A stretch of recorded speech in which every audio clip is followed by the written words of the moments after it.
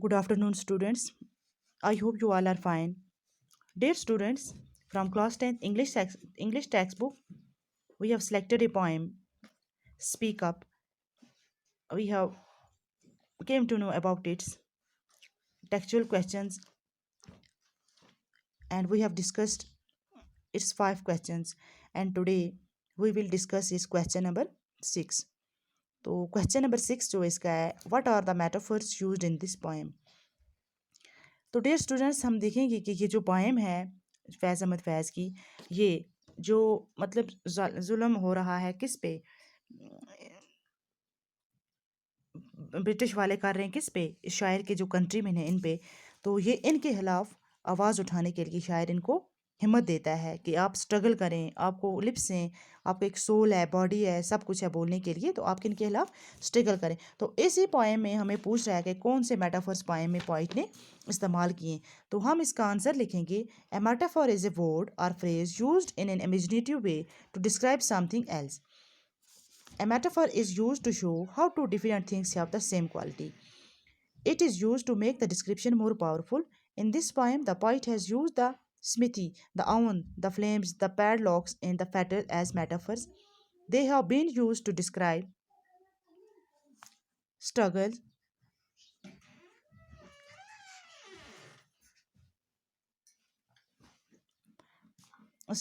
metaphors. They have been used to describe the struggle for Indians' freedom in a symbolical manner. Each of these metaphors describes some aspects of our struggle for freedom in an imaginative way. तो शायर जो है poem के अंदर metaphors ऐसा मतलब एक phrase होता है, ऐसे वर्ड जो मतलब जिनके बारे में हम इमेजिन कर पाएँ, तो जो इमेजिनेटिव तरीके से हम चीज़ों को बयान कर पाएँ।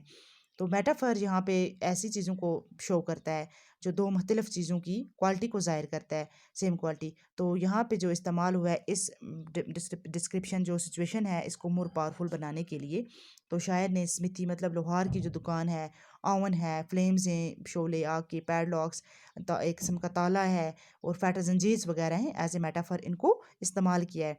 तो they have been used to describe the struggle for Indians freedom. हिंदुस्तानियों को जदोजहद के लिए, आज़ादी की जदोजहद के लिए कहा गया है। Each of this metaphor describe some aspect of struggle for freedom in an imaginative, हर तरीके से मतलब अपने तरीके से एक इमेजिनेटिव वे से फ्रीडम स्ट्रगल को हर कोई इसका एस्पेक्ट मतलब जो जो फैटर है, पैडलॉक्स है, फ्लेम्स है, डिस्क्राइब करता है। तो उसके बाद हम देखेंगे क्वेश्चन नंबर 7 हमारा है, what image does the poet draw from the black Smith shop. तो कैसा इमेज ये ड्रा करता है। तो आंसर हम लिखेंगे, in a blacksmith shop there is a red oven, fire flames rise from this oven. This oven is used to melt old useless things made of metals. The same metal is then used to make something new and more useful. Here in this poem, the blacksmith shop stands for the situation the freedom fighters have created for the freedom of their motherland. The red oven and the fire flames stand for their boiling courage, and the chains and fetters are symbols of slavery which they have determined to break. ये इस black Smith shop को मतलब उस दुकान से मतलब जो है क्या निकलते हैं, आग के शोले निकलते हैं। तो आग के शोलों में ऐसी चीज़ों को मेल्ट किया जाता है जो बिल्कुल यूज़लेस है, मतलब जिन जो किसी काम की नहीं है। तो फिर उनके उनके बाद इन्हीं चीज़ों को मेल्ट करके यूज़फुल चीज़ें बनाई जाती हैं। तो इस पोएम के अंदर ब्लैक स्मिथ जो शॉप है किसके लिए स्टैंड, ऐसी सिचुएशन जो फ्रीडम फाइटर्स ने क्रिएट कर रहे हैं किसके लिए, अपनी मदरलैंड के लिए। तो ये रेड ओवंस के जो फ्लेम्स हैं ये इसी हिम्मत के लिए इनको कहा गया है।